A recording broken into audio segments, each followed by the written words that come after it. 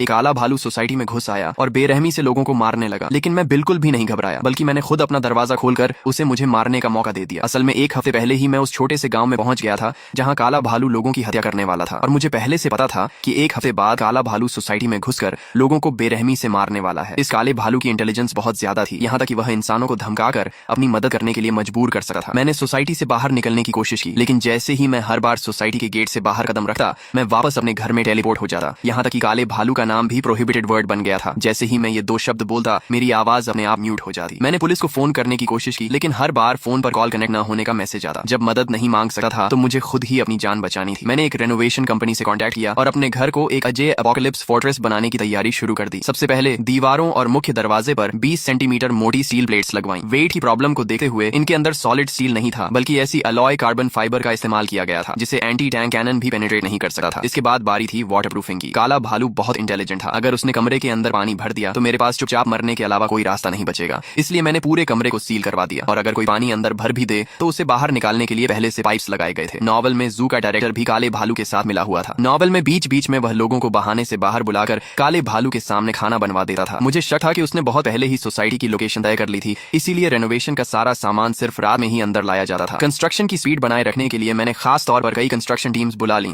ताकि 24 घंटे लगातार काम चलता रहे। घर के अंदर जो भी बेकार सामान था उसे पूरी तरह फेंक दिया गया, ताकि मेरा विजन पूरी तरह क्लियर रहे। रेनोवेशन पूरा होने के बाद मेरा लिविंग रूम एक बहुत बड़े केज जैसा दिखने लगा। यह वही प्रिजन था जो मैंने काले भालू के लिए तैयार किया था। एक बार अंदर आने के बाद उसके लिए बाहर निकलना नामुमकिन था। इसके अलावा मैंने पूरे कॉरिडोर और लॉबी में जगह जगह सीसीटीवी कैमरास भी लगवा दिए, ताकि मैं काले भालू की हर मूवमेंट को कभी भी मॉनिटर कर सकूं। मैंने सोलर पावर सिस्टम भी इंस्टॉल करवाया था। अगर काला भालू मेन इलेक्ट्रिसिटी स्विच तोड़ भी देता तो भी मैं आराम से बिजली इस्तेमाल कर सकता था। मैंने सेल्फ डिफेंस के लिए कुछ वेपन्स भी खरीद लिए थे। लिविंग रूम में शावर और एयर कंडीशनर भी लगाया गया था। एसी का मैक्सिमम टेम्परेचर 50 डिग्री तक पहुंच सकता था, जबकि शावर आग बुझाने के लिए था। सिर्फ उसे फंसाकर रखना ही काफी नहीं था। मेरा प्लान था कि मैं उसे बुरी तरह टॉर्चर करूं। इस बार मैं देखना चाहता था कि आखिर ये जानवर प्रे है या हंटर। रात के 12 बजे अचानक मुझे बाहर इलेक्ट्रॉनिक लॉक की आवाज सुनाई दी। Unlock failed, unlock failed. मैंने सीसीटीवी पर नजर डाली तो देखा कि काला भालू पड़ोसी के घर के दरवाजे पर झुका हुआ था। उसने अपनी आंखें दरवाजे से बिल्कुल सटा रखी थी, मानो पीप होल से घर के अंदर की सिचुएशन देखने की कोशिश कर रहा हो। यहाँ तक कि उसने अपना पंजा इलेक्ट्रॉनिक लॉक पर रखा और उसे अनलॉक करने की कोशिश करने लगा। सीसीटीवी में पड़ोसी के गाली देने की आवाज सुनाई दे रही थी, लेकिन काले भालू ने कोई जवाब नहीं दिया। अचानक काला भालू गुस्से से बेकाबू हो गया और जोर जोर से दरवाजे को तोड़ने लगा। अगर यह नॉवल के अंदर वाली कहानी होती तो मैं बहुत पहले ही बाहर निकलकर उसे गालियां देने चला गया होता और फिर काले भालू के एक ही वार से मारा जाता। तभी मेरे फोन पर मैसेज नोटिफिकेशन आया, बिल्कुल दरवाजा मत खोलना, बाहर शायद कोई भालू है। वह मुझे बताता भी नहीं, तो भी मुझे पता था क्योंकि सीसीटीवी में मैं सब कुछ साफ देख रहा था। तभी 802 वाले पड़ोसी ने दोबारा मैसेज भेजा, मेरा दरवाजा तो पूरी तरह टूट कर टेढ़ा हो गया है, लगता है अब कभी भी बिखर जाएगा। मैंने देखा था कि कुछ दिन पहले तुम्हारे घर में रेनोवेशन चल रहा था, क्या मैं तुम्हारे घर आकर रीइंफोर्स्ड बैल्कनी में छिप सकता हूँ? ओरिजिनल असिस्टेंट वाली कहानी में 802 वाले पड़ोसी से कांटेक्ट करने वाला कोई सीन नहीं था। लगता है मेरे यहाँ आने की वजह से स्टोरी की घटनाएं बदल गई थी, लेकिन उस आदमी ने मुझे कभी देखा तक नहीं था, तो उसे कैसे पता था कि मेरे घर को रीइंफोर्स किया गया है? मैंने जवाब दिया, सॉरी, बैल्कनी पूरी तरह सील है, तुम अंदर नहीं आ सकते। सामने वाले के चैट में काफी देर तक टाइपिंग दिखाई देता रहा। कुछ देर की खामोशी के बाद अचानक उसका मैसेज आया, तुम सच में घर पर हो। मैं उसके इस मैसेज का मतलब समझ नहीं पाया, लेकिन इस सिचुएशन में मैं कोई सेंट बनकर दूसरों की मदद करने की हिम्मत नहीं कर सकता था। सीसीटीवी में काला भालू शायद अधीर हो चुका था और उसने घूमकर मेरे घर के मेन डोर पर हमला करना शुरू कर दिया, लेकिन मेरे घर का रीइंफोर्स्ड डोर बेहद मजबूत था। कुछ देर तक दरवाजा पीटने के बाद उसने अचानक रुकर अपने एक्शंस बंद कर दिए। अगर यह दरवाजा हिल भी गया होता तो मैं उन लोन कंपनीज का एहसान कैसे चुका पाता जो मेरे घर के पास से गुजर रही थी। अचानक मेरे फोन पर फिर से मैसेज नोटिफिकेशन आई। ओनर ग्रुप में लोग शिकायत करने लगे, कौन है? रात के इस समय इतना शोर क्यों कर रहे हो? दरवाजा खोलने से मर जाओगे क्या? ऐसे ही चलता रहा तो मैं प्रॉपर्टी मैनेजमेंट को बुला लूंगा। सोने भी नहीं दोगे क्या? फिर किसी ने प्रॉपर्टी मैनेजमेंट को टैग किया, थोड़ा वेट करो। काला भालू जब मेरे घर के मेन डोर को हिला तक नहीं पाया तो ऐसा लगा जैसे उसने हार मान ली हो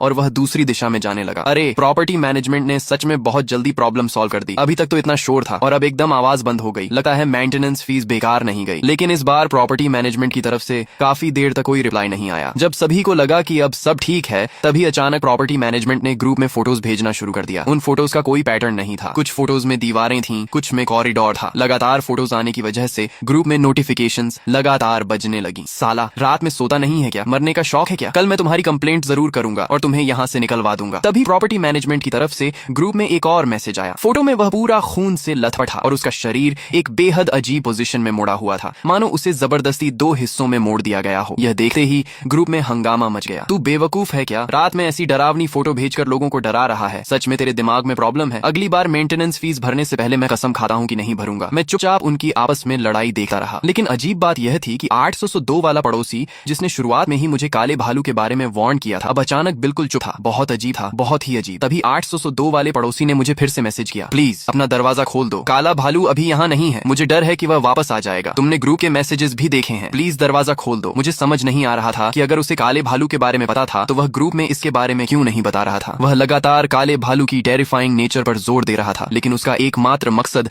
सिर्फ इतना था कि मैं अपना दरवाजा खोलकर उसे अंदर आने दूं। उसके चैट में फिर से टाइपिंग दिखाई देने लगा। मैं काफी देर तक वेट करता रहा, लेकिन उसका कोई रिप्लाई नहीं आया। तभी सीसीटीवी में काला भालू एक बार फिर वापस आता दिखाई दिया, लेकिन इस बार उसके पूरे शरीर पर खून लगा हुआ था। इंसानों का खून उसके बालों से नीचे टपक रहा था और जमीन पर खून के निशान छोड़ रहा था। काला भालू अपनी आंखें मेरे घर के पीप होल से सटाकर अंदर की सिचुएशन देखने की कोशिश करने लगा। तभी प्रॉपर्टी मैनेजमेंट की तरफ से ग्रुप में एक और मैसेज आया, लेकिन इस बार मैसेज काफी टूटा फूटा था। सॉरी, मैंने गलती से फोटोज ले ली थी, दरवाजा खोलो, 801 को चेक करना है। 801 मेरा घर था। मैंने सीसीटीवी की तरफ देखा तो काले भालू के हाथ में कुछ ऐसा दिखाई दिया जिससे वह छेड़छाड़ कर रहा था। Open door 801, open door 801, open door 801। Group में प्रॉपर्टी मैनेजमेंट बार बार यही मैसेज रिपीट कर रहा था, लेकिन पड़ोसी अब इम्पेशेंट हो चुके थे और उन्होंने भी मुझे टैग करना शुरू कर दिया। 801, तुम दरवाजा खोलकर उसे चेक करने दें, कुछ गलत नहीं होगा तो वह चला जाएगा। रात में थोड़ा शांत रह सकते हो क्या? मैंने जवाब दिया। कॉरिडोर में काला भालू है, तुमने वह फोटो नहीं देखी क्या? प्रॉपर्टी मैनेजमेंट को उसने पहले ही मार दिया है। एक पड़ोसी बोला, तुम मजाक कर रहे हो क्या? तुम्हारा मतलब है कि काला भालू फोटोज खींचकर मैसेजेस भेज रहा है? क्या आज अप्रैल फूल्स डे है? मैंने कहा, मैंने तुम्हें पहले ही वार्न कर दिया है, अब तुम लोग विश्वास करो या मत करो, ये तुम्हारी प्रॉब्लम है। मैं ज्यादा से ज्यादा इतना ही कर सकता हूँ। इसके बाद ग्रुप में अचानक खामोशी छा गई। जब मुझे लगा कि अब सब ठीक हो गया है, तभी 802 वाले पड़ोसी ने अचानक ग्रुप में एक फोटो भेज दी, लेकिन फोटो भेजने के तुरंत बाद उसने उसे डिलीट कर दिया। एक पड़ोसी ने पूछा, 802, तुमने क्या भेजा था? तुम भी 8वीं मंजिल पर रहते हो,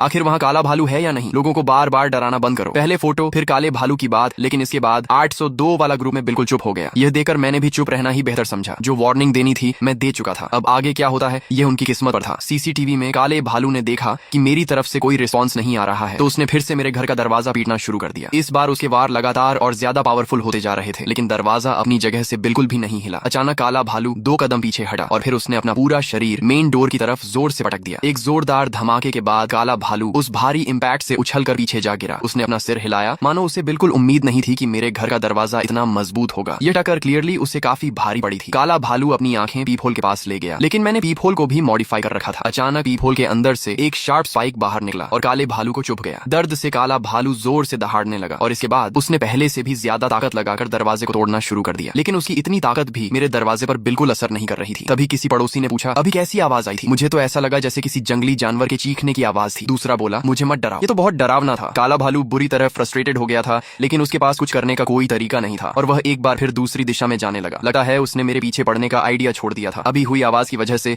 ग्रुप में एक बार फिर जोरदार डिस्कशन शुरू हो गया। आडम एक में आखिर हुआ क्या है? मैंने अभी एक जोरदार दहाड़ सुनी, कहीं सच में कोई भालू तो नहीं है? मैंने तुम लोगों को पहले ही बताया था, लेकिन तुम लोगों ने विश्वास नहीं किया। भालू मेरी तरफ से चला गया है, अब मुझे भी नहीं पता कि वह कहाँ गया। तो कर क्या रहे हो? जल्दी से पुलिस को कॉल करो। अरे ये तो बिल्कुल नया कॉन्वर्सेशन है, मैंने पहले ही इसका अंदाजा लगा लिया था, लेकिन पुलिस को कॉल किया ही नहीं जा सकता था। ये बहुत अजीब है, मैसेजेस तो भेजे जा सकते हैं लेकिन फोन कॉल बिल्कुल नहीं हो रही। सब लोग पैनिक मत करो, मेरा एक दोस्त पुलिस में है, कॉल नहीं हो रही, लेकिन मैंने उसे मैसेज कर दिया है, वह थोड़ी देर में लोगों को लेकर यहाँ आ जाएगा। सब लोग बस 20 मिनट टिके रहो। ये 802 वाला बहुत सस्पिशियस था, उसने सबसे पहले काले भालू को देखा था, फिर भी उसने एक शब्द तक नहीं कहा और अब अचानक सामने आकर ऐसे बोल रहा था जैसे सभी को शांत करने की कोशिश कर रहा हो। 802, तुमने सबसे पहले काले भालू को देखा था, फिर तुमने उस समय कुछ क्यों नहीं कहा? मैंने सीधे सवाल उठा दिया और सोचा कि ग्रुप की पब्लिक ओपिनियन का दबाव बनाकर उससे सच्चाई निकलवाऊं। मुझे नहीं पता तुम किस बारे में बात कर रहे हो, बस ग्रुप में सभी को हेल्प की जरूरत थी, इसलिए मैंने पुलिस को इन्फॉर्म करने की कोशिश की। हाँ, 802 ने तो कुछ कहा ही नहीं, उल्टा तुम कभी काले भालू की बात करते हो और कभी हत्या की। लगता है सच में तुम्हें बीच में नहीं पड़ना चाहिए था, कुछ फायदा तो मिला नहीं, उल्टा खुद ही बदनाम हो गए। तभी 201 वाले ने एक अजीब मैसेज भेजा, मैं दरवाजा खोल रहा हूँ, सब कुछ ठीक है। 201 का मैसेज बिल्कुल वैसा ही था जैसा प्रॉपर्टी मैनेजमेंट वाले के मरने के बाद आया था। लगता है 201 वाला भी मारा जा चुका था। देखा, मैंने कहा था ना कि कोई प्रॉब्लम नहीं है, बस 801 ही बेवजह लोगों को भड़का रहा है। मुझे तो लगता है इसका इंटेंशन ही सही नहीं है, ये चाहता है कि हम सब बाहर निकले। हाँ, कौन सा काला भालू? मुझे तो लगता है ये सब 801 ही चाल है। 802 पर शक करने वाला खुद ही असली चोर निकला। आखिर इंसान का दिल ही सबसे ज्यादा खतरनाक होता है। थोड़ी देर बाद जब इनका सामना काले भालू से होगा तब सब अपने आप शांत हो जाएंगे। तभी 802 ने मुझे प्राइवेट मैसेज भेजा, प्लीज मेरी मदद करो और दरवाजा खोल दो, मैं तुमसे रिक्वेस्ट करता हूँ, मैं सच में अब और नहीं झेल सका। मैंने उसकी बात पर कोई ध्यान नहीं दिया और अपना ध्यान वापस सीसीटीवी की तरफ कर लिया। काला भालू एक बार फिर वापस आ चुका था, उसकी रिवेंज लेने की इच्छा बहुत ज्यादा थी। मेरे घर से लगातार कई बार नुकसान उठाने के बाद वह मुझे इतनी आसानी से छोड़ने वाला नहीं था। अचानक वह फिर से सीसीटीवी की रेंज से बाहर चला गया, लेकिन जैसे ही मैंने खिड़की की तरफ देखा वहां मुझे एक बहुत बड़ी ब्लैक शैडो दिखाई दी। काला भालू मेरे घर की खिड़की तक पहुंच चुका था। ये पहली बार था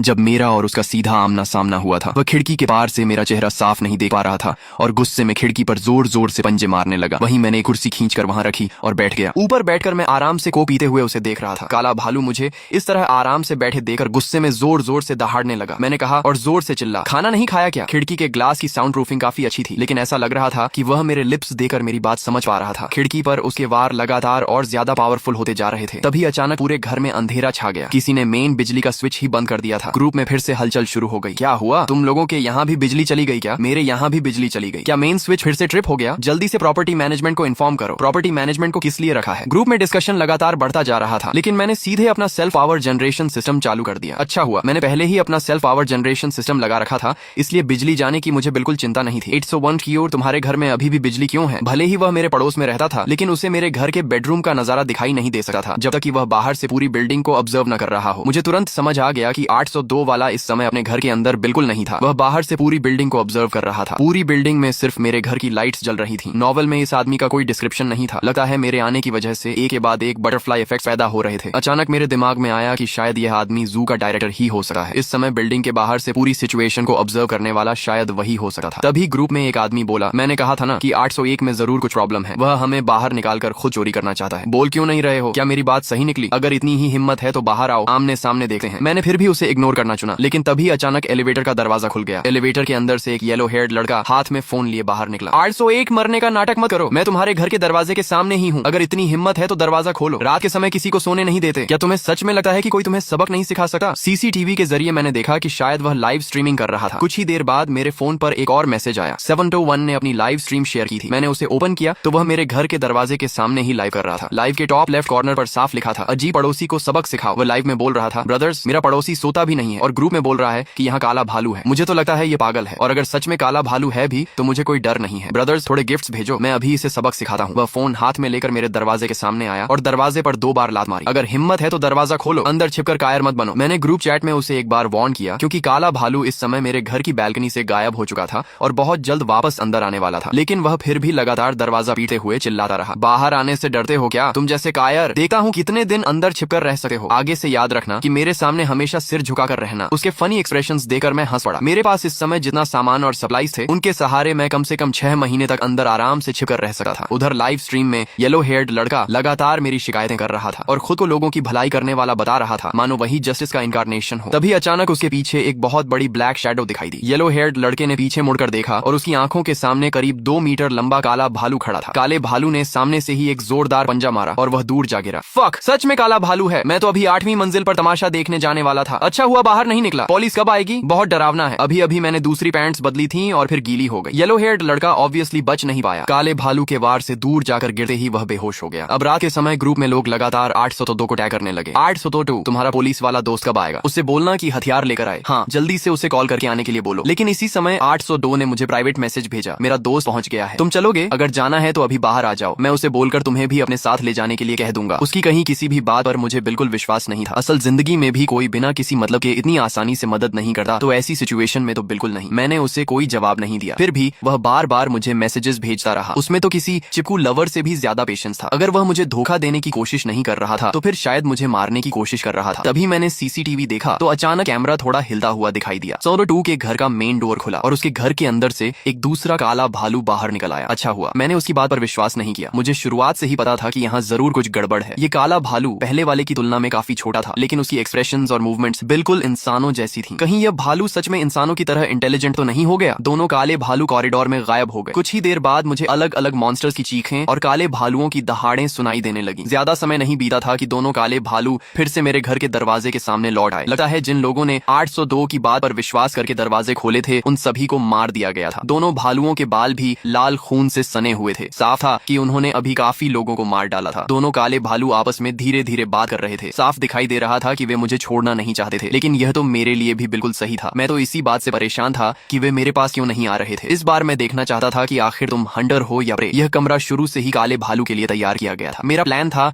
कि मैं हमेशा अंदर छिपा रहूं और बाहर न निकलूं, लेकिन अब लग रहा था कि अगर मैंने उन्हें अंदर आने का मौका नहीं दिया तो वे भी इतनी आसानी से पीछे हटने वाले नहीं थे। तभी दरवाजे के सामने एक मिस्टीरियस आदमी दिखाई दिया। उसने कहा, कॉमरेड, मैं जू का डायरेक्टर हूँ, तुम चिंता मत करो, काले भालू को हम पहले ही मार चुके हैं। तुम्हें हुई परेशानी के लिए हमें माफ करना। अगर तुम्हें कोई प्रॉब्लम ना हो तो दरवाजा खोल दो, मैं खुद आकर तुमसे माफी मांगना चाहता हूँ। मैं मन ही मन बोला, किससे बेवकूफ बना रहे हो? इतना बड़ा काला भालू तुम्हारे बगल में खड़ा है और तुम मुझे अंधा समझते हो? अच्छा हुआ मैंने पहले ही सीसीटीवी कैमरास ग्लव्स लगा रखे थे, वरना शायद मैं सच में उसके लिए दरवाजा खोल देता। वह फिर बोला, कॉमरेड दरवाजा खोलो, मैं बुरा आदमी नहीं हूँ। जू डायरेक्टर में सच में कुछ गड़बड़ थी, लेकिन मुझे अभी यह पता नहीं था कि आखिर वह इन दोनों काले भालुओं को कंट्रोल कैसे कर रहा था। लेकिन अब जब वह खुद यहाँ आ ही गया था तो पहले थोड़ा एपेटाइजर क्यों ना आजमाया जाए। मैंने अपने फोन से मेन डोर का लॉक खोल दिया। दरवाजा खुलते ही दोनों काले भालू बेहद एक्साइटेड हो गए और अचानक जोरदार दहाड़ मारने लगे। वे दोनों एक दूसरे से आगे निकलकर मेन डोर के अंदर घुसने लगे, मानो वे मुझे टुकड़े टुकड़े कर देना चाहते हो। जू डायरेक्टर एक पल के लिए झिझका, लेकिन फिर भी उनके पीछे अंदर आ गया। जैसे ही वे अंदर आए, मैंने फोन से मेन डोर बंद कर दिया। पूरा लिविंग रूम तुम्हारे लिए तैयार किया गया केज है, अच्छे से एंजॉय करो। अब हंटर और प्रे की पोजीशन बदल चुकी थी। मैंने लिविंग रूम की लाइट्स बंद कर दी और पूरा लिविंग रूम तुरंत अंधेरे में डूब गया। जिन लोगों ने कभी प्रिजन में सजा काटी है वे जानते हैं कि एक बहुत खतरनाक पनिशमेंट होती है जिसे डार्क रूम में बंद करना कहते हैं। ऐसा छोटा सा कमरा पूरी दुनिया से अलग होता है, जहाँ बिल्कुल भी आवाज नहीं होती। कुछ देर वहाँ रहने के बाद इंसान बेचैन होने लगता है और धीरे धीरे मेंटल ब्रेकडाउन की सिचुएशन तक पहुंच सकता है। इस समय दोनों काले भालू लिविंग रूम में बेचैनी से इधर उधर भाग रहे थे, लेकिन बाहर का मेन डोर बिल्कुल नहीं खुल रहा था। अंदर आ गए हो तो अब बाहर जाने के बारे में भूल जाओ। काफी देर तक इधर उधर घूमने के बाद दोनों काले भालुओं को शायद समझ आ गया कि इसका कोई फायदा नहीं है, इसलिए वे जमीन पर बैठ गए और अपनी एनर्जी बचाने लगे। जानवर और इंसान अलग होते हैं, वे नेचर से आए हैं, इसलिए अकेलेपन और लंबे इंतजार को ज्यादा सहन कर सकते हैं। लेकिन जू डायरेक्टर की सिचुएशन अलग थी। सिर्फ 2 घंटे बाद ही वह बेचैन और परेशान होने लगा। उसने दोनों काले भालुओं को बाहर निकलने का रास्ता खोजने का ऑर्डर देना शुरू कर दिया। दोनों काले भालुओं ने कई बार कोशिश की,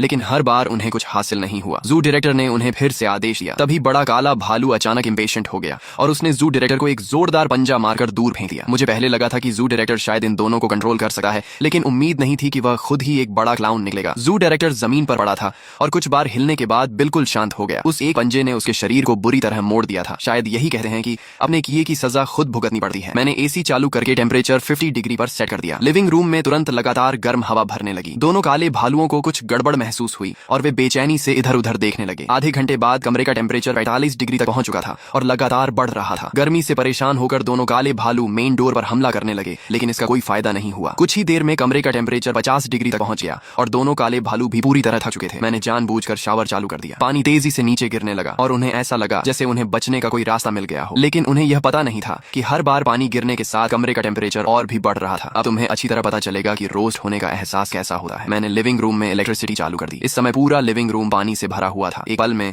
220 वोल्ट का इलेक्ट्रिक करंट पूरे काले भालू के शरीर में दौड़ गया। गुड बाय केल भालू। जानवर आखिरकार सिर्फ प्रे ही होते हैं। 1 घंटे बाद पुलिस सोसाइटी में पहुंची और दोनों काले भालुओं को अपने साथ ले गई। इसके बाद मेरी जिंदगी भी फिर से पहले जैसी शांत हो गई, लेकिन अचानक मेरी आंखों के सामने फिर से एक सीन दिखाई दिया। अगले सिनेरियो में प्रवेश होने में 23 और 9 मिनट बाकी। मैं चौंक गया। ये क्या है? काउंटडाउन ये अभी भी चल क्यों रहा है? 23 घंटे 39 मिनट। तभी वह ठंडी आवाज मेरे दिमाग में गूंज उठी और मुझे याद दिलाया कि यह सिर्फ पहले डंजन का अंत था, जबकि अगला हॉरर पहले ही मेरी तरफ बढ़ रहा था। ये कैसी बेकार गेम है, एक सांस लेने तक का मौका नहीं देती। सच में इंसान को पूरी तरह कॉर्नर में धकेलने पर तुली हुई है। मेरे पास दुखी होकर बैठने का समय नहीं था। इस अजीब दुनिया में रुक जाना ही मौत के बराबर था। मैंने मॉप उठाया और लिविंग रूम में जमा पानी और खून के निशानों को साफ करना शुरू कर दिया। पानी मेरे पहले से लगाए गए ड्रेनेज पाइप के जरिए धीरे धीरे बाहर निकल रहा था। इन टाइल्स को कम से कम 3 बार स्क्रब करना पड़ेगा। पूरे कमरे में इस जानवर की बदबू फैल गई है। सच में बहुत डिस्गस्टिंग है। काम करते हुए मैं तेजी से अपने दिमाग में कैलकुलेशंस करने लगा। पहले डंजन में टेस्ट था कि मेन डोर कितना मजबूत है, तो दूसरे डंजन में क्या होगा? क्या इससे भी ज्यादा खतरनाक मॉन्स्टर आएगा या किसी तरह की एक्सट्रीम वेदर डिजास्टर? अगर अगली बार एक्सट्रीम कोल्ड वेदर आया तो क्या मेरा एसी हीटिंग मोड पर्याप्त होगा? मुझे स्टोरेज रूम में जाकर ब्लैंकेट्स भी चेक करने पड़ेंगे। मैं खिड़की के पास गया और बाहर अंधेरी सोसाइटी की तरफ देखा। स्ट्रीट लाइट्स हल्की हल्की फ्लिकर कर रही थीं। जो पड़ोसी बच गए थे शायद वे अपने ब्लैंकेट्स के अंदर डर से कांपते हुए छिपे हुए थे, लेकिन मेरे अंदर कोई हीरो या सेवियर बनने का प्राइड नहीं था, क्योंकि मैं अच्छी तरह जानता था कि हम सभी बस एक बंद जाल में फंसे हुए छोटे कीड़ों की तरह हैं। अगली बार जो भी आए मुझे हर हाल में जिंदा रहना है। कोई भी मेरी जान नहीं ले सका। मैंने आखिरी बार जनरेटर और अपने सप्लाईज को चेक किया। फ्यूल अभी भी काफी था और पानी भी पर्याप्त मात्रा में मौजूद था। मैंने मेन लाइट्स बंद की और बेड पर लेट गया। मेरी नजर लगातार उस काउंटडाउन पर थी और मैं चुपचाप अगले मुकाबले के शुरू होने का इंतजार करने लगा। काउंटडाउन हर मिनट और हर सेकंड के साथ कम होता जा रहा था। मैं बेड पर लेटा हुआ था, लेकिन करवटें बदलने के बावजूद मुझे नींद नहीं आ रही थी। फोन की स्क्रीन बार बार लाइट अप हो रही थी। ओनर ग्रुप में लगातार मैसेजेस आ रहे थे। काला भालू मर चुका था, लेकिन लोगों का डर अभी भी खत्म नहीं हुआ था। सभी लोग ग्रुप में अभी हुई भयानक घटना को लेकर लगातार डिस्कशन कर रहे थे। कई लोग अपने मारे गए फैमिली मेंबर्स के लिए शोक मना रहे थे। किसी ने मुझे टैग करके लिखा, T211 अगर तुम्हारे घर में अभी भी बिजली है तो क्या तुम थोड़ी इलेक्ट्रिसिटी हमारे घर भी दे सकते हो? मेरी माँ का हार्ट कमजोर है और उनका ऑक्सीजन मशीन बिजली न होने की वजह से बंद हो गया है। दूसरे ने कहा, हाँ तुम्हारे घर की रेनोवेशन इतनी अच्छी हुई है, जरूर तुम्हारे पास खाना भी होगा। मेरी बेटी भूख से लगातार रो रही है। इन मैसेजेस को देखकर मैंने ठंडी हंसी हंसी और कोई रिप्लाई नहीं दिया। अब इन्हें मेरी मदद याद आ रही थी। जब थोड़ी देर पहले ये लोग मुझे पागल कह रहे थे और मुझ पर चोरी करने का आरोप लगा रहे थे, तब इतनी पोलाइटली बात क्यों नहीं कर रहे थे? तभी अचानक वह आदमी जो अब तक बिल्कुल चुप था, काउंटडाउन 0 होने के उस मोमेंट पर मुझे कोई जोरदार धमाका सुनाई नहीं दिया, बल्कि पूरी दुनिया एक अजीब सी खामोशी में डूब गई। मैं खिड़की के पास गया और सामने का नजारा देखकर मेरी सांस अटक गई। अभी अभी तक गर्म और उमस भरी बारिश वाली रात अचानक गायब हो चुकी थी और उसकी जगह आसमान से लगातार रुई जैसे बड़े बड़े बर्फ के टुकड़े गिर रहे थे। बहुत ठंड है, टेम्परेचर इतनी तेजी से नीचे जा रहा है। 5 मिनट भी नहीं हुए थे कि खिड़की पर मोटी बर्फ जमने लगी। बाहर का टेम्परेचर आंखों के सामने तेजी से गिर रहा था, सीधे 30 डिग्री से नीचे गिरकर 20 डिग्री तक पहुंच गया था और अभी भी लगातार कम हो रहा था। ओनर ग्रुप में पूरी तरह हड़कंप मच गया। बचाओ, मेरे घर की वाटर पाइप्स जमकर फट गई हैं। अचानक स्नो कैसे गिरने लगी? बहुत ठंड है, सच में बहुत ठंड है। हीटिंग सिस्टम बिल्कुल काम नहीं कर रहा। प्रॉपर्टी मैनेजमेंट कहाँ है? प्रॉपर्टी मैनेजमेंट वाले कहाँ मर गए? मैंने तुरंत घर का सेंट्रल एसी चालू किया और टेम्परेचर को मैक्सिमम पर कर दिया। अच्छा हुआ कि पहले वॉल्स को रीइंफोर्स करते समय मैंने 20 सेंटीमीटर मोटी इंसुलेशन लेयर भी लगवाई थी, इसलिए फिलहाल घर के अंदर टेम्परेचर ठीक ठाक गर्म था। अच्छा हुआ मैंने एक्सट्रीम वेदर की पॉसिबिलिटी का अंदाजा पहले ही लगा लिया था। ये अलॉय कार्बन फाइबर वाली वॉल्स सच में कमाल की हीट इंसुलेशन देती है। मैं स्टोरेज रूम से एक मोटी डाउन जैकेट निकाल कर पहन लिया और फिर बैकअप पावर सप्लाई को चेक किया। कुछ तो गड़बड़ है, ये स्नो कुछ ज्यादा ही अजीब है। मैंने ध्यान से देखा तो उन स्नोफ्लेक्स का बिहेवियर ऐसा था जैसे वे मेरी जान की तरह खिड़की की छोटी छोटी गैप से अंदर घुसने की कोशिश कर रहे हों। भले ही मैंने पूरे घर को सील कर रखा था, फिर भी हड्डियां जमा देने वाली ठंड अंदर तक महसूस हो रही थी। तभी कॉरिडोर से भारी कदमों की आवाज सुनाई दी। ये काले भालू जैसे किसी जानवर के दौड़ने की आवाज नहीं थी, बल्कि ऐसा लग रहा था जैसे कोई कठोर चीज जमीन पर घिसटे हुए आगे बढ़ रही हो। आ गया, नए डंजन का गेस्ट आ चुका है। मैंने सीसीटीवी को घूर कर देखा तो कॉरिडोर में एक ऐसा इंसान दिखाई दिया जिसका पूरा शरीर सफेद फ्रॉस्ट से ढका हुआ था। उसकी मूवमेंट्स बेहद स्लो थी। हर कदम रखने के बाद उसके पैरों के नीचे आइस क्रिस्टल्स की एक लाइन बन जाती थी। वह वही पड़ोसी था जिसे अब भी कुछ समय पहले काले भालू ने मार दिया था। उसकी आंखें अब ग्रे व्हाइट हो चुकी थीं और उसकी स्किन भयानक ब्लू पर्पल रंग की हो गई थी, लेकिन वह किसी तरह फिर से जिंदा हो चुका था। ज़ॉम्बी नहीं, ये तो किसी तरह की फ्रीजिंग एनर्जी द्वारा कंट्रोल किया जाने वाला पपेट ज्यादा लग रहा है। वह आइस कोर्प्स 300 विंग के दरवाजे तक पहुंचा और काले भालू की तरह जोर जोर से दरवाजा तोड़ने की कोशिश नहीं की। उसने बस अपना हाथ धीरे से डोर हैंडल पर रखा। तभी एक हैरान कर देने वाला सीन हुआ। पूरा सिक्योरिटी डोर कुछ ही सेकंड्स में तेजी से जमकर बर्फ बन गया और फिर उसके हल्के से धक्का देते ही कमजोर ग्लास की तरह टूटकर टुकड़ों में बिखर गया। इस तरह की एक्सट्रीम कोल्ड में फिजिकल डिफेंस का कोई फायदा नहीं था। सो आन के घर के अंदर से दिल दहला देने वाली चीख सुनाई दी, लेकिन बहुत जल्द वह भी गायब हो गई और सिर्फ बर्फ के टूटने की आवाज बाकी रह गई। मुझे कुछ करना होगा, अगर मेरा दरवाजा भी जम गया तो सब खत्म हो जाएगा। मैं तुरंत लिविंग रूम में भागा और एसी के एयर आउटलेट की डायरेक्शन एडजस्ट की ताकि गर्म हवा सीधे मेन डोर पर जाए। इसके साथ ही मैंने दूसरा बटन दबाया। इसे भी आजमा दें साले। मैंने इसे खास तौर पर एक्सट्रीम कोल्ड वेदर के लिए तैयार किया है। मेन डोर की आउटर लेयर के अंदर लगाए गए हाई रेजिस्टेंस हीटिंग एलिमेंट्स में इलेक्ट्रिसिटी दौड़ने लगी। पूरा मेन डोर एकदम गर्म हो गया। बाहर की फ्रॉस्ट अभी दरवाजे के पास पहुंचती भी नहीं थी कि गर्मी की वजह से वाटर वेपर में बदलकर उड़ जाती थी। उस आइस कॉर्प्स को शायद मेरी तरफ से आ रही गर्मी का एहसास हो गया। वह धीरे धीरे अपना सिर घुमाकर अपनी खाली आंखों से मेरे सीसीटीवी कैमरा की तरफ देखने लगा। आजा देखते हैं पहले कौन जमता है, तुम्हारी बर्फ या मेरी गर्मी। डोर के बाहर खड़ा आइस कॉर्प्स मेन डोर की हाई टेम्परेचर को महसूस करके शायद थोड़ा डर गया। कुछ देर वहां घूमने के बाद वह अचानक मुड़ा और एलिवेटर की तरफ चला गया। मैं अभी राहत की सांस भी नहीं ले पाया था कि अचानक फिर से दरवाजे पर नॉकिंग होने लगी, लेकिन इस बार वह किसी इंसान की उंगलियों से धीरे धीरे दरवाजा खटखटाने की आवाज थी। लीचिंग लीचिंग, क्या तुम अंदर हो? प्लीज दरवाजा खोल दो, मेरी बेटी बहुत। मैंने पीप होल से बाहर देखा। वह 502 वाली यंग मदर थी। वह अपनी बेटी को गोद में लेकर सिकुड़कर खड़ी थी। उसकी आईब्राउज पूरी तरह फ्रॉस्ट से ढकी थी और उसके लिप्स ठंड से पर्पल पड़ चुके थे। नॉवेल में यह वही औरत थी जिसने आधी रोटी के लिए किसी दूसरे व्यक्ति को सिजर्स से मारने तक की कोशिश की थी। मैंने हल्की सांस छोड़ी और फिर भी दरवाजा नहीं खोला। इस एपोकलिप्स में काइंडनेस सबसे महंगी चीज थी। मैंने कहा, तुम चली जाओ, मैं तुम्हारी मदद नहीं कर सकता। रूफटॉप के मशीनरी रूम में जाओ, शायद वहाँ अभी भी थोड़ी हीट बची हो। वह चिल्लाने लगी, लीचिंग, तुम्हारे घर में इलेक्ट्रिसिटी है, हीटिंग है, फिर तुम हमें मरने के लिए कैसे छोड़ सकते हो? हम सब पड़ोसी हैं, तुम्हारा कभी भला नहीं होगा। इसके बाद वह मेरे मेन डोर पर जोर जोर से लात मारने लगी। उसकी चीख पुकार की आवाज से जो आइस कॉर्प्स अभी कुछ देर पहले जा चुका था वह भी वापस मेरी तरफ आने लगा। और सिर्फ एक नहीं, कॉरिडोर के दूसरे छोर पर अचानक 3 और ऐसी ही फिगर्स दिखाई दी जिनके पूरे शरीर से फ्रीजिंग कोल्ड एनर्जी निकल रही थी। साला ये बेवकूफ औरत सारे मॉन्स्टर्स को यहाँ खींच लाई। मैंने सीसीटीवी में देखा कि 502 वाली औरत को पीछे से एक आइस कॉर्प्स ने कंधे से पकड़ लिया। उसने आखिरी बार बेहद डेस्परेट होकर चीख मारी और फिर उसका पूरा शरीर तेजी से एक आइस स्टैच्यू में बदल गया। मॉन्स्टर्स ने उसे खत्म करने के बाद एक बार फिर अपना टारगेट मेरे मेन डोर की तरफ कर लिया। इस बार वे पीछे नहीं हटे, बल्कि चारों ने एक साथ अपने हाथ दरवाजे पर रख दिए। खराब बात है, हाई रेजिस्टेंस हीटिंग सिस्टम की हीटिंग स्पीड भी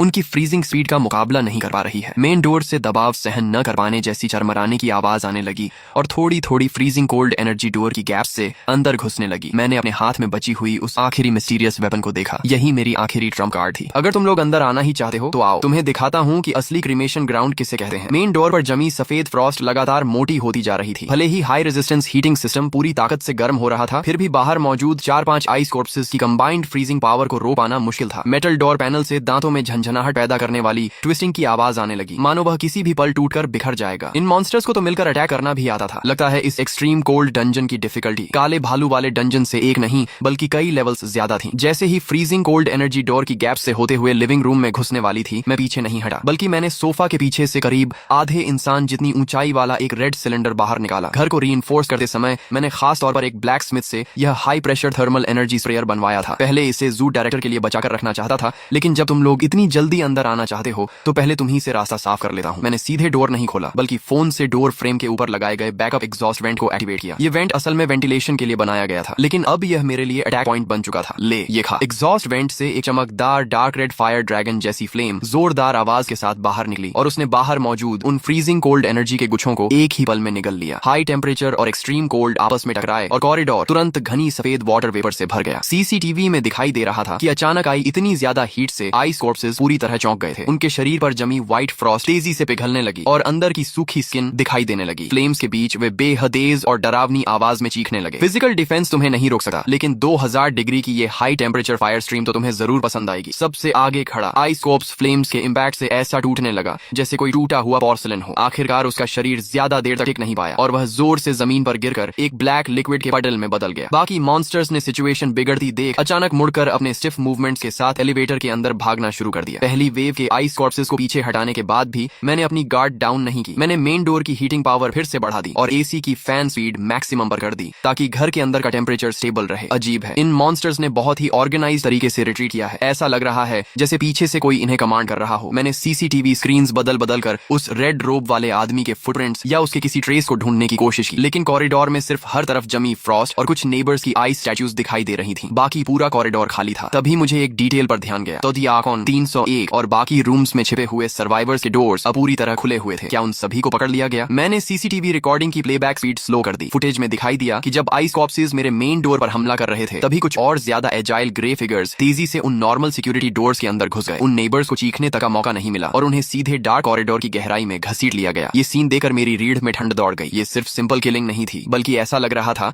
जैसे पहले से प्लान करके लोगों की हार्वेस्टिंग की जा रही हो। आखिर इस सोसाइटी के अंदर छिपा क्या है? सिस्टम जिस डंजन की बात कर रहा था, क्या उसका मतलब पूरी बिल्डिंग के लोगों को उन मॉन्स्टर्स में बदल देना है? ओनर ग्रुप पूरी तरह शांत हो चुका था। आखिरी मैसेज 502 वाली औरत की हेल्प के लिए की गई रिक्वेस्ट पर ही रुका हुआ था। वह मौत जैसी खामोशी काले भालू के डोर तोड़ने के समय से भी ज्यादा दबाव पैदा कर रही थी। मैं स्टोरेज रूम में गया और अपनी मिस्टीरियस वेपन्स की बॉक्स चेक की। अंदर अभी भी 2 अनटच्ड ट्रेजर्स मौजूद थे। यही मेरी ताकत थी और यही मेरा कॉन्फिडेंस था कि फाइनल क्लाइमैक्स आने पर भी मैं सामना कर सका। इंसान हो या गोस्ट, अगर किसी ने मेरे घर पर नजर डालने की हिम्मत की तो मैं आखिरी दम तक उनसे लड़ूंगा। एक्सट्रीम कोल्ड शुरू हुए 6 घंटे हो चुके थे। खिड़की के बाहर स्नो इतनी जमा हो चुकी थी कि वह दूसरी मंजिल की हाइट तक पहुंच गई थी। पूरी बिल्डिंग अब एक आइसोलेटेड आइलैंड जैसी लग रही थी जो सफेद बर्फीले विल्डरनेस के अंदर दफन हो चुकी थी। मैं सीसीटीवी के सामने बैठा मैकेनिकल तरीके से कंप्रेस्ड बिस्किट्स खा रहा था। तभी स्क्रीन पर एक जाना पहचाना फिगर दिखाई दिया। वह वही रेड रोब वाला था। वह एक बार फिर मेरे घर के दरवाजे के सामने आ चुका था और इस बार उसके हाथ में एक गर्म भाप छोड़ता हुआ इंसुलेटेड फूड कंटेनर था। यह आदमी 50 डिग्री के कॉरिडोर में भी इतनी आसानी से चल पा रहा था मानो बाहर का टेम्परेचर उसके लिए कोई प्रॉब्लम ही ना हो। उसने सीसीटीवी कैमरा की तरफ देखा और धीरे धीरे इंसुलेटेड कंटेनर खोला। अंदर किसी तरह की किलिंग इंटेंट नहीं थी, बल्कि गर्मा गर्म ब्रेस्ड पोर्क का एक बोल रखा था। वह बोला, मिस्टर ली, घबराइए मत, मैं उन बेवकूफ आइस कॉर्प्सेस जैसा नहीं हूँ। मैं यहाँ बिजनेस की बात करने आया हूँ। मैंने पूछा, बिजनेस? तुमने मेरे सारे नेबर्स को मार डाला और अब मेरे साथ बिजनेस की बात कर रहे हो? वह बोला, वे बेवकूफ सिर्फ सैक्रिफाइसेस थे, लेकिन तुमने अपनी वैल्यू साबित कर दी है। इस बिल्डिंग को एक नए एडमिनिस्ट्रेटर की जरूरत है। अगर तुम हमारे साथ जुड़ने के लिए तैयार हो तो ये बोल ऑफ मीट सिर्फ शुरुआत है। मैं स्क्रीन पर दिखाई दे रहे उस टेम्पटिंग ब्रेस्ड पोर्क को देख रहा था, लेकिन मेरे मन में सिर्फ डिस्गस्ट पैदा हो रहा था। अपोकलिप्स में इस तरह का एबनॉर्मल गिफ्ट अक्सर उसके साथ एक डेडली प्राइस लेकर आता है। मैंने कहा, मुझे एडमिनिस्ट्रेटर बनने में कोई इंटरेस्ट नहीं है। मैं सिर्फ अपनी छोटी सी जगह में शांति से रहना चाहता हूँ। अपना सामान लेकर निकल जाओ। रेड रोब वाली औरत को गुस्सा नहीं आया। उसने इंसुलेटेड फूड कंटेनर नीचे रखा और एक उंगली उठाकर धीरे धीरे उसे हिलाया। इतनी जल्दी मना मत करो। अगला काउंटडाउन शुरू होने से पहले तुम खुद मुझसे अंदर आने की रिक्वेस्ट करोगे, क्योंकि इस बिल्डिंग का मालिक जागने वाला है। इतना कहकर वह पीछे मुड़ा और उसका अजीब सा शरीर ठंडी धुंध के अंदर गायब हो गया। मैं उस इंसुलेटेड फूड कंटेनर को घूरता रहा और मेरा दिल तेजी से धड़का रहा। होंग्यू के जाने के आधे घंटे के अंदर ही सीसीटीवी ने अचानक तेज अलार्म बजाना शुरू कर दिया। स्क्रीन पर लोगों का एक ग्रुप फटे पुराने कपड़ों में स्टेयर्स से 8वीं मंजिल की तरफ चढ़ता हुआ दिखाई दिया। वे मॉन्स्टर्स नहीं थे, बल्कि वही मिसिंग नेबर्स थे। उनके हाथों में एक्सेस, स्टील पाइप्स और यहाँ तक कि खुद से बनाए हुए टॉर्चेस भी थे। हर एक की आंखों में मैडनेस साफ दिखाई दे रही थी। वे मरे नहीं थे,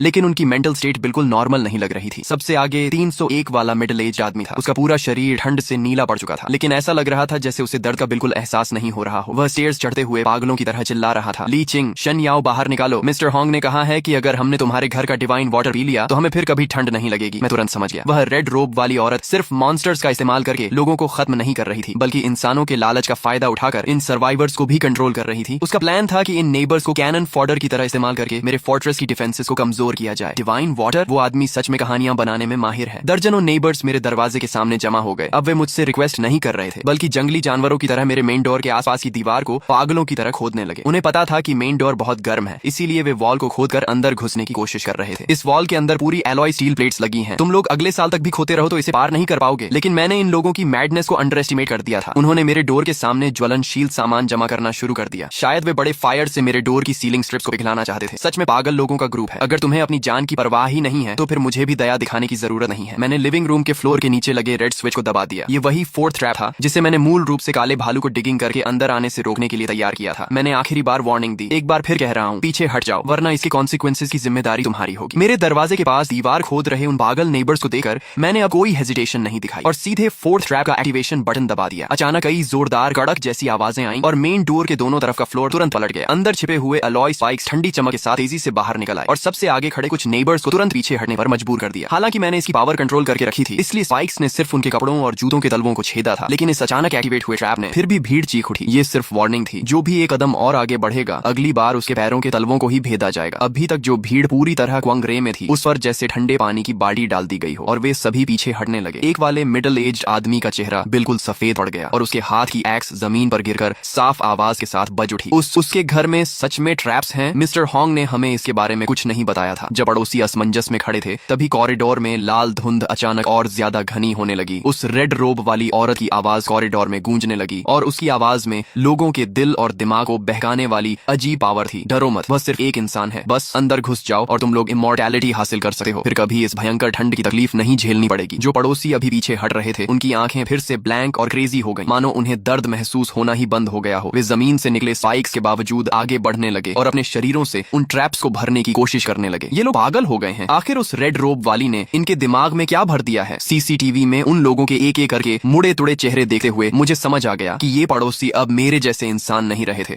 बल्कि रेड रोब वाली के कंट्रोल में चलने वाली वॉकिंग कॉर्प्सेस बन चुके थे। बाहर से हमला लगातार जारी था लेकिन अब मेरे सामने इससे भी बड़ी प्रॉब्लम आ गई थी। खिड़की के बाहर जमा स्नो इतनी ज्यादा मोटी हो चुकी थी कि रूफ पर लगे सोलर पैनल्स पूरी तरह ढक गए थे और मेरा सेल्फ पावर जनरेशन सिस्टम काम करना बंद हो गया था। डैम, बैकअप बैटरी में अब सिर्फ 30% पावर बची है। मेन डोर हीटिंग और एसी दोनों हाई पावर पर चल रहे हैं, इसलिए बैटरी बहुत तेजी से ड्रेन हो रही है। अगर इलेक्ट्रिसिटी चली गई तो इंसुलेशन लेयर भी बाहर के 60 डिग्री के एक्सट्रीम कोल्ड को नहीं रोक पाएगी। बैटरी पूरी तरह खत्म होने से पहले मुझे किसी तरह रूफ से स्नो हटानी थी या फिर बाहर मौजूद उन परेशान करने वाले लोगों को खत्म करना था। अगर तुम लोग जाने का नाम नहीं ले रहे हो तो मेरी दूसरी बड़ी गिफ्ट भी ट्राई कर लो। मैं तेजी से लिविंग रूम में गया और सीलिंग में लगे एक हिडन पुल रिंग को खींच दिया। एक स्पेशल हाई इंटेंसिटी लाइट धीरे धीरे नीचे आई और मेन डोर के सामने वाले एरिया पर फोकस हो गई। ये आइस टाइप मॉन्स्टर्स और ब्रेन वॉश्ड लोग स्ट्रॉन्ग अल्ट्रावायलेट लाइट से जरूर नफरत करते होंगे। मैंने इलेक्ट्रिसिटी स्विच ऑन किया और एक चकाचौंध कर देने वाली पर्पल लाइट तुरंत फूट पड़ी जो पीप होल और डोर गैप से होकर सीधे कॉरिडोर में जा रही थी। बाहर से अचानक बेहद दर्दनाक चीखों की आवाज आने लगी। जो पड़ोसी अभी तक पागलों की तरह हमला कर रहे थे वे सभी अपनी आंखें ढककर जमीन पर गिरने लगे। स्ट्रॉन्ग लाइट पड़ते ही रेड फॉग तेजी से गायब होने लगी और उसके अंदर रेड रोब वाली का हैरान और बेचैन चेहरा दिखाई देने लगा। अल्ट्रावायलेट लैंप, तुमने ऐसी चीज भी तैयार कर रखी है? मैंने कहा, मेरे पास इतनी चीजें हैं कि तुम अपनी पूरी जिंदगी सोचते रह जाओगी। अल्ट्रावायलेट लैंप ने कुछ समय के लिए भीड़ को पीछे हटने पर मजबूर कर दिया और रेड रोब वाली भी शैडोज के अंदर गायब हो गई। मैंने इस मौके का फायदा उठाकर सारे अननेसेसरी इलेक्ट्रिकल अप्लायंसेस बंद कर दिए ताकि इलेक्ट्रिसिटी की एक एक यूनिट बचाई जा सके। अभी जब स्ट्रॉन्ग लाइट उसके शरीर पर पड़ी थी तब मुझे लगा कि उसकी शैडो कुछ अजीब थी। मैंने फुटेज की स्पीड कम करके ध्यान से देखा। स्ट्रॉन्ग लाइट के नीचे रेड रोब वाली की शैडो इंसान जैसी बिल्कुल नहीं थी बल्कि वह एक बहुत बड़े मॉन्स्टर की आउटलाइन थी जिसके शरीर से अनगिनत टेंटिकल्स निकल रहे थे। वह कोई साधारण इंसान या कोई ट्विंस नहीं है। वह इस डंजन की असली बॉस है या फिर उस मालिक का ही इनकारनेशन है। मैं अभी इस सिचुएशन से निपटने का तरीका सोच ही रहा था कि अचानक घर के अंदर का टेम्परेचर तेजी से गिरने लगा। मैंने सभी डोर्स और विंडोज अच्छी तरह बंद कर रखे थे, फिर भी लिविंग रूम के बीचों बीच अचानक एक आइस पिलर बनने लगा। क्या हो रहा है? क्या वह सीधे दीवारों को पार करके अंदर आ सकता है? आइस पिलर तेजी से बड़ा होने लगा और कुछ ही पल में रेड रोब वाली के शेप में बदल गया। इस बार उसने वह रेड रोब नहीं पहनी थी और उसका पूरा शरीर व्हाइट फ्रॉस्ट से ढका हुआ एक भयानक रूप ले चुका था। वह बोला, ली चिंग, तुम्हें लगता है कि इस आयरन शेल के अंदर छिपकर तुम सेफ हो? इस बिल्डिंग की एक एक ईंट और एक एक टाइल भी मालिक के कंट्रोल में है। अब जब तुम अंदर आ ही गए हो तो जिंदा बाहर जाने की उम्मीद मत रखना। मैं जोर से चिल्लाया, बाहर निकल! और अचानक उस आइस फिगर की तरफ झपट पड़ा। मेरी इलेक्ट्रिक बैटन से ब्लू इलेक्ट्रिक आर्क्स निकल रहे थे लेकिन मेरा शरीर सीधे उसके शरीर के आर पार निकल गया, मानो वह सिर्फ एक होलोग्राफिक प्रोजेक्शन हो। भले ही वह आइस फिगर किसी प्रोजेक्शन जैसा दिखाई दे रहा था लेकिन उसके हाथ के एक मूवमेंट से उठने वाली फ्रीजिंग कोल्ड एनर्जी बिल्कुल रियल थी। लिविंग रूम का फ्लोर तुरंत फ्रीज होकर क्रैक होने लगा और वह ठंड मेरे पैरों तक पहुंच गई। डैम, तो फिजिकल अटैक्स इस पर काम नहीं करते। आइस फिगर का हाथ मेरे चेस्ट को छूने ही वाला था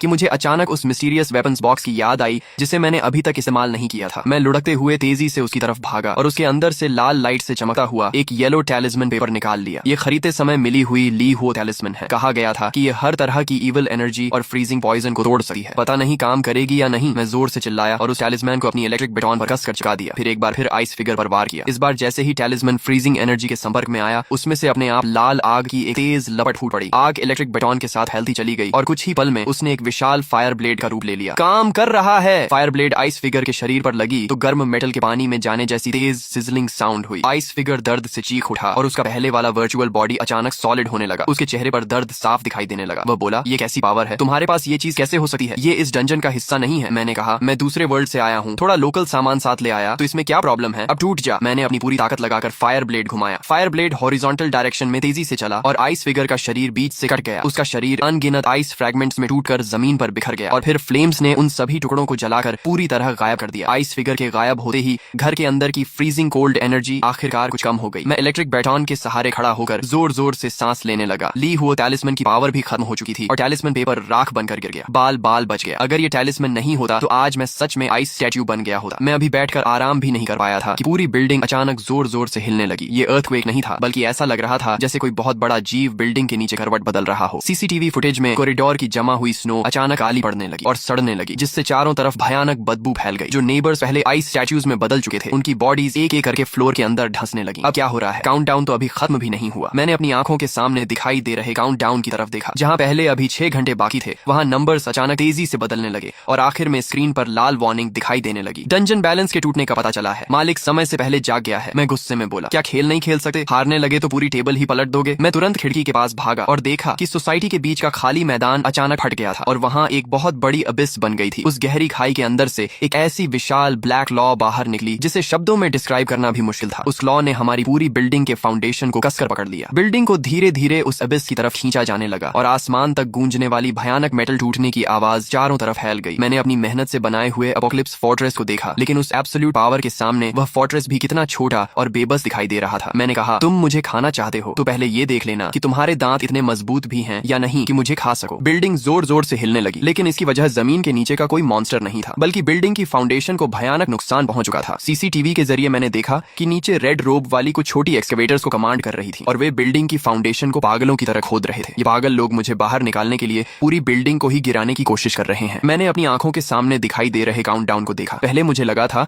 कि ये किसी नए मॉन्स्टर के आने का काउंटडाउन है, लेकिन अब समझ आ रहा था कि यह बिल्डिंग की स्ट्रक्चरल फेलियर का आखिरी वार्निंग था। अगर बिल्डिंग 15 डिग्री से ज्यादा टिल्ट हो गई तो मेरी इतनी मेहनत से बनाई हुई फोर्ट्रेस ही मेरी आयरन कॉफिन बन जाएगी। नहीं, मैं हाथ पर हाथ रखकर नहीं बैठ सकता। अगर तुम लोग मेरा घर गिराना चाहते हो तो मैं भी इसमें थोड़ा अपना कंट्रीब्यूशन डाल देता हूँ। मैं कंट्रोल पैनल के पास भागा और बेसमेंट में लगाए गए इमरजेंसी रीइंफोर्समेंट सिस्टम को एक्टिवेट कर दिया। वहां कुछ मोटे हाइड्रोलिक सपोर्ट रॉड्स लगे हुए थे, जिन्हें मैंने ओरिजिनली अर्थक्वेक से बचाव के लिए लगाया था, लेकिन अब वही पूरी बिल्डिंग को बचाने की आखिरी उम्मीद बन चुके थे। टिके रहो, मेरे लिए टिके रहो। जैसे ही हाइड्रोलिक सपोर्ट रॉड्स जमीन की परत में धंसे, बिल्डिंग का शेकिंग कुछ समय के लिए कम हो गया, लेकिन मैं जानता था कि ये ज्यादा देर तक नहीं टिक पाएंगे। सीसीटीवी में मैंने नीचे कई बड़े गैसोलीन बैरल्स देखे। फायर भले ही इन वॉल्स को तुरंत नुकसान नहीं पहुंचा सकती थी क्योंकि वे हाई टेम्परेचर रेजिस्टेंट थीं, लेकिन लंबे समय तक लगातार जलने से स्टील की स्ट्रेंथ जरूर कम हो सकती थी। मैंने रेड रोप वाली को नीचे इंस्ट्रक्शंस देते हुए देखा और समझ गया कि असली बैटल अब शुरू हुई थी। नीचे भयंकर आग भड़क उठी और काला घना धुआं कॉरिडोर और विंडोज की गैप से तेजी से ऊपर आने लगा। भले ही मैंने घर को पूरी तरह एयरटाइट बनाया था, फिर भी उस धुएं की तीखी डार जैसी स्मेल अंदर तक पहुंच गई। रुको, इस स्मोक में पॉइजन है। इन लोगों ने आग में रबर और प्लास्टिक डाल दिया था। रेड रोप वाली का ये मूव बेहद विशेष था। उसे पता था कि मेन डोर को तोड़ना आसान नहीं है, इसलिए वह डेंस स्मोक के जरिए मुझे अंदर ही दम घोंटकर मारना चाहती थी। मैंने तुरंत इंडोर एयर सर्कुलेशन और प्यूरिफिकेशन सिस्टम एक्टिवेट कर दिया, लेकिन प्यूरिफायर का फिल्टर बहुत तेजी से कंज्यूम हो रहा था। इतनी मात्रा में स्मोक आने पर यह ज्यादा से ज्यादा 3 घंटे ही चल सकता था। मैंने सीसीटीवी स्क्रीन बदली और देखा कि जो नेबर्स पहले ब्रेन वॉश हो चुके थे, उन्हें रेड रोप वाली ने विंड के ऑपोजिट साइड से हटाकर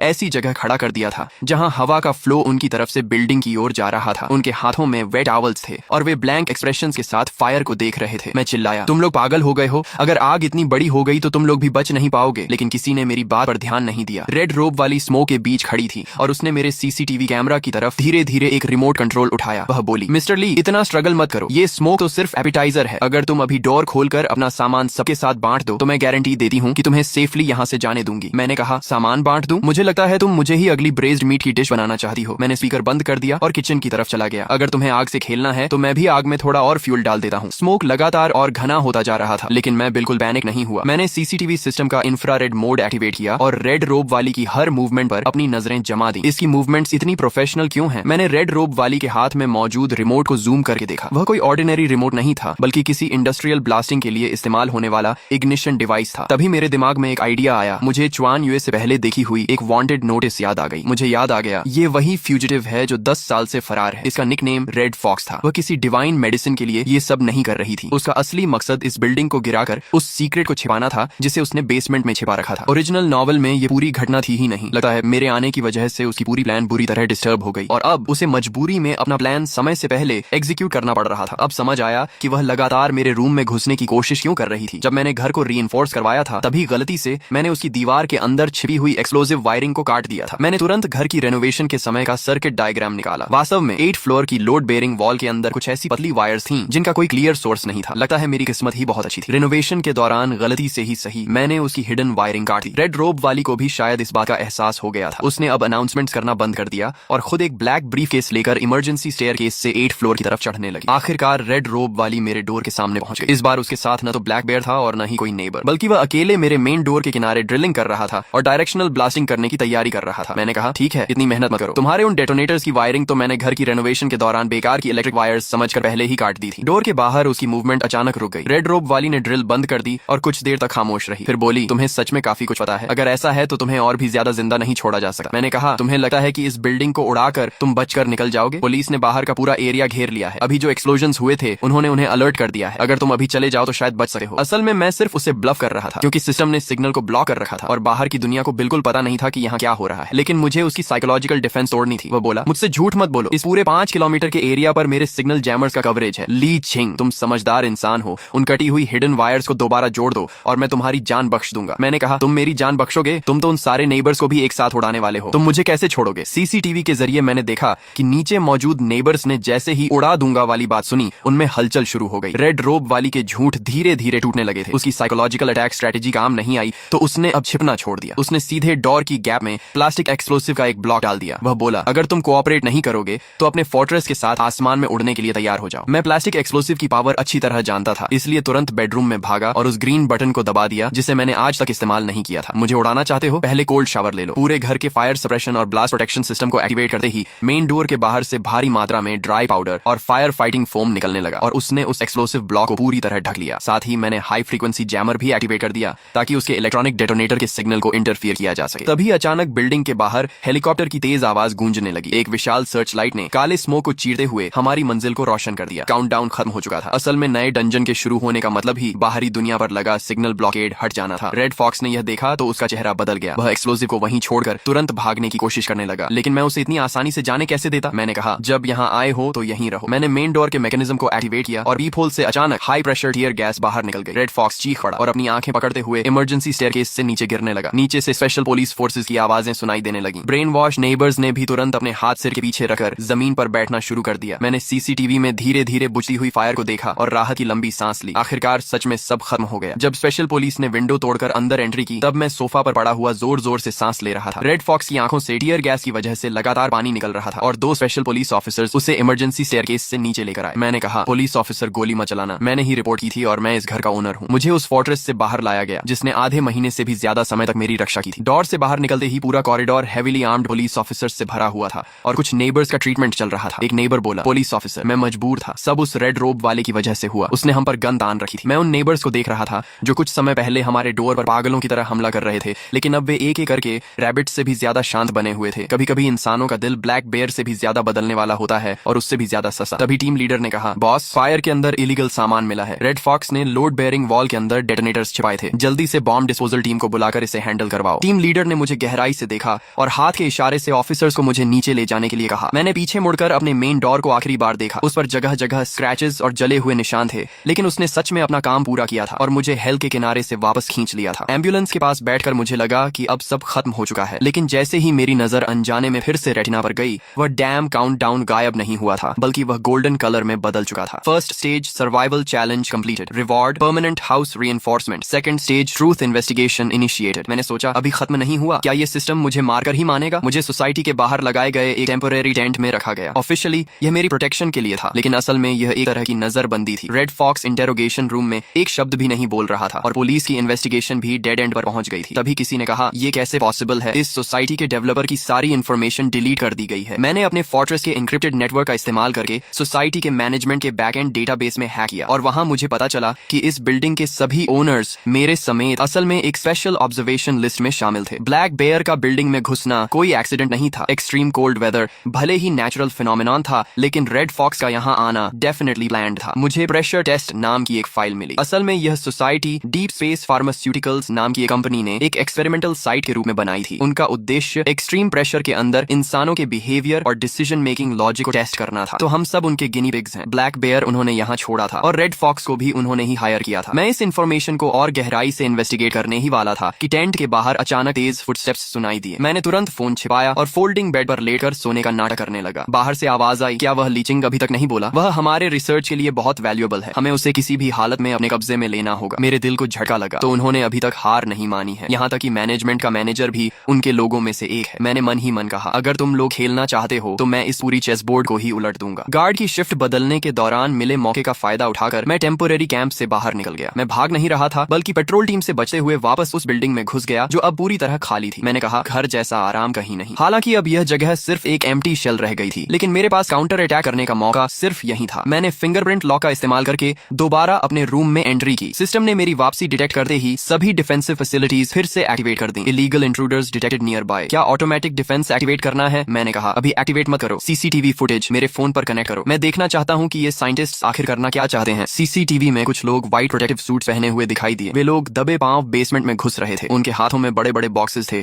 जो देखने में किसी तरह के सैम्पलिंग इक्विपमेंट लग रहे थे। जैसा मैंने सोचा था, वे एक्सपेरिमेंट के सारे ट्रेसेस साफ करने आए थे। अगर उन्होंने सारे एविडेंस अपने साथ ले लिया तो मैं हमेशा के लिए हिंसक तरीके से कानून का विरोध करने के शक में फंस जाता। मैंने लिविंग रूम के फ्लोर की हिडन कंपार्टमेंट खोली और उसके अंदर से एक हाई पावर सिग्नल ट्रांसमीटर निकाला। यह वही सीक्रेट वेपन था जिसे मैंने घर की रेनोवेशन के समय पहले से इंस्टॉल करने के लिए रखा था। यह सीधे 1 किलोमीटर के रेडियस में मौजूद सभी इलेक्ट्रॉनिक डिवाइसेस को बंद कर सकता था। एविडेंस साफ करने आए हो, पहले तुम्हारे सारे इक्विपमेंट को कबाड़ बना देता हूँ। मैंने ट्रांसमिशन बटन दबाया और उसी पल पूरी बिल्डिंग की लाइट्स एक बार फ्लिकर हुई। बेसमेंट से उन लोगों की घबराई हुई आवाजें सुनाई देने लगी। तभी प्रॉपर्टी मैनेजर कुछ मजबूत लोगों को साथ लेकर जबरदस्ती मेरा डोर तोड़कर अंदर घुस आया। उन्हें लगा था कि मैं अभी भी टेम्पोरेरी कैंप में हूँ, लेकिन उन्हें क्या पता था कि मैं लिविंग रूम की रॉकिंग चेयर पर आराम से बैठा हुआ था और हाथ में एक ग्लास कोका कोला पकड़े हुए था। मैंने कहा, मैनेजर साहब, आधी रात को इतने लोगों को लेकर मीटर चेक करने आए हो क्या? आपकी एफिशिएंसी तो कमाल की है। लीचिंग, तुम सच में एक वेरिएबल हो। वह फाइल हमें दे दो, मैं कंपनी से बात करके तुम्हें हमारा पार्टनर बनाने की कोशिश कर सकता हूँ। मैंने कहा, पार्टनर रेड फॉक्स की तरह जिसे तुम लोग इस्तेमाल करके छोड़ देते हो, या फिर नेबर्स की तरह जिन्हें तुम लोग सिर्फ अपने एक्सपेरिमेंट्स का रॉ मटेरियल समझते हो? मैं बिल्कुल नहीं घबराया और कहा, वैसे तुम्हें बताना भूल गया, इस लिविंग रूम का फ्लोर अब इलेक्ट्रिक है। मैंने रॉकिंग चेयर के आर्म रेस्ट पर लगे इलेक्ट्रिक मोटर बटन को दबाया और उसी पल चीखों की आवाज गूंज उठी। वे कुछ मजबूत लोग मेरे पास पहुंच भी नहीं पाए थे कि हाई वोल्टेज करंट ने उन्हें जमीन पर गिरा दिया। प्रॉपर्टी मैनेजर ने इंसुलेटेड शूज पहने हुए थे, इसलिए वह किसी तरह बच गया, लेकिन उसके हाथ में मौजूद गन